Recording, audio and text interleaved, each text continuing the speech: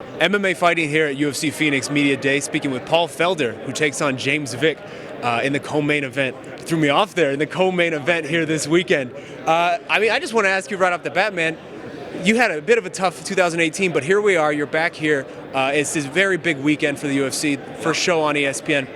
You seem like a sports guy. Growing up, I'm just curious, were you an ESPN guy? Like, does this mean a little something special for you, extra for you to be here? Yeah, it really does. I mean, I grew up in Philly, and we've got every sports team that you can imagine. So having a father who was a humongous sports fan and two brothers who are even far bigger sports fans than I ever was or ever will be, ESPN and SportsCenter was on, every night. What's going on? Nothing to watch. Boom. If there was Monday night game on there, they're watching that. If there was something else on there, or whatever games are on ESPN constantly, and just checking in on the Phillies or the Flyers, it was on in my house every single day. So to be able to be fighting on ESPN in the co-main event, it's like, my dad would be happy right now. We'd be able to just turn on ESPN and wouldn't have to buy a pay-per-view or no funny business. Just turn on ESPN. It's easy access. Well, man, when you look, I wonder, when you look back at the last year, it seems like kind of a mixed bag for you, right? Because professionally, in one sense, you had such a great year with all the commentary roles and all of that career side of your career really seemed to flourish. On the other side, the fighting, you only got in there once, and you had a couple opportunities kind of ripped away from you. Overall, when you just look at 2018 as a whole, how do you view the year? Is it a success or is it a mixed bag?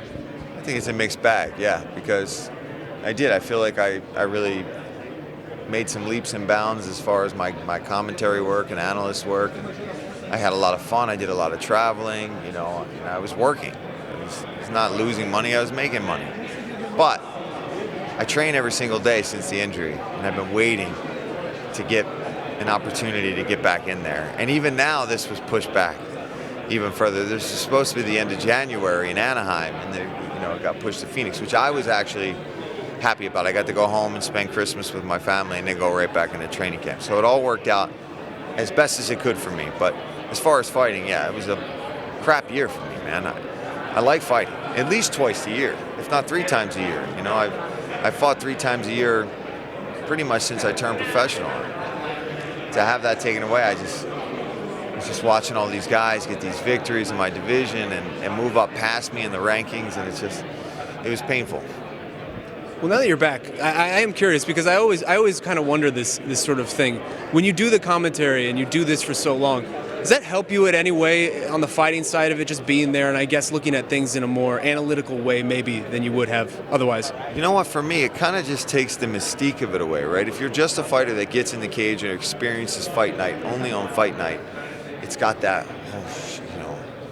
I'm fighting tonight. Whereas I'm in and next to that octagon, in and out of there, sometimes multiple times a month, talking to fighters, seeing it happen live, and realizing, it's just what you do every single day. You just got to go in there and go harder and do it better. So I think the nerves will probably be a little less. The whole overall craziness of it, I think I'll be able to dial in and focus on what I got to get done a little more now that I see it every single month and watch it constantly. It's just watching fighting and seeing fighting live it's all I do right now. Well, hey, let's talk James Vick, because this was a fight you were supposed to get at UFC Boise, and like I said, it got ripped away from you without really you being able to control that.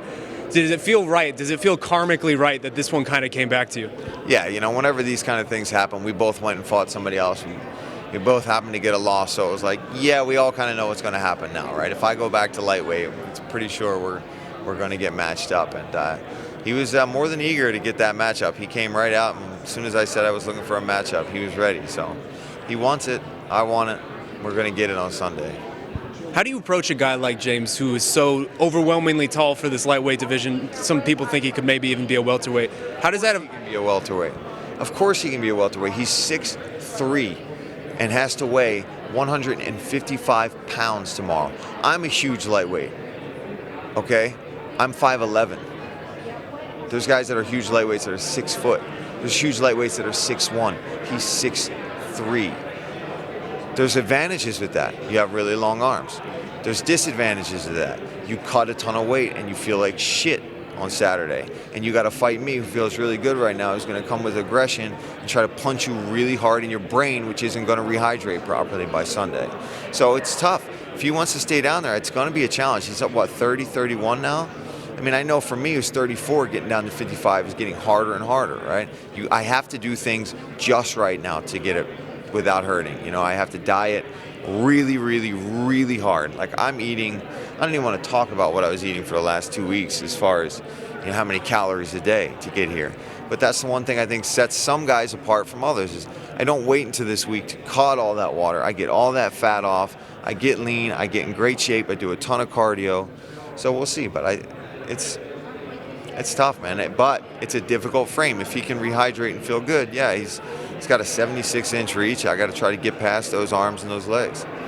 Do you feel like he's making a mistake and doing a disservice to himself by staying in this division? I mean, it seems it from the outside, right? But I don't know. I'm not in his camp. I don't know James personally like that. I don't know really. Maybe he's lighter than I think, you know, but I would imagine if I can weigh in at 190 something when I'm in New York joking around on the scale, what does a 6'3" guy possibly weigh? I just don't know. I mean, I am Diesel, but That's very fair. And, you know, I want you to, I'm curious, man, when you take a look at this division as a whole, it seems very chaotic. No one really understands where it is right now. There's contenders trying to get fights. No one can get fights. No one knows if the champion's going to fight even until the end of this year. Does it feel like for you, someone who some days you're ranked, some days you're not ranked, does it feel for you there's a path that you understand to get to there, to get to where you want to be?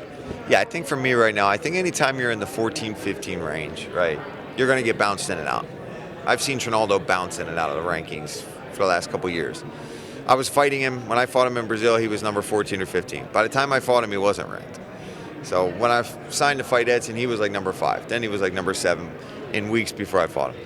So you got to know who's the top ranking guys, whose names resonate with the people that are doing the rankings, and who resonates with the UFC as far as getting you an even bigger matchup. So that's what I think more than anything right now. James Vick's number 10. It doesn't matter if he's number 12 by Sunday. He's somebody that was on a streak. He's got a name. So that's what I'm looking at. If I can get him and get into a 10 spot, I'm staying there for a while. You know what I mean? But when you're on the outskirts, you got to expect to kind of bounce in and out. It's natural. What do you think should happen with this lightweight division? If Khabib doesn't fight for 9 months, where do we go? What would be your call on that? I mean, I guess naturally, I'm looking at Tony's. You got to get Tony in here somewhere. If Khabib is really going to be out for a long time and decide to sit out even after his suspension is done, I hate to say it, and everybody's going to be like, oh, please, not another interim belt. But, I mean, somebody's got to hold that title. Dana's got to promise them, like, you know, if Tony, let's say, fights Dustin, the winner of that has got to fight the real champion. We can't have any funny business, because that could get us set with a big fight, a big pay-per-view event, and get us right back on track.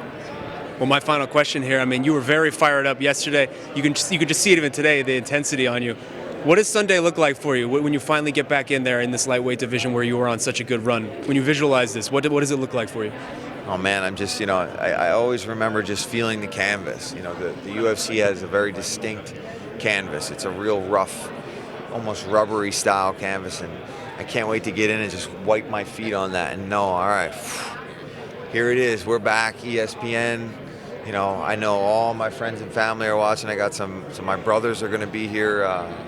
One of my brothers gets in tonight. A couple of my best friends are going to be here. So I'm just going to go out there and let it fly, man. You know, I have no prediction. I'm not a fortune teller. I don't know what the hell is going to happen. I've been through too many ups and downs in this sport to be able to sit here and be like, I'm going to win. I'm going to win by knockout in 30 seconds. I don't know.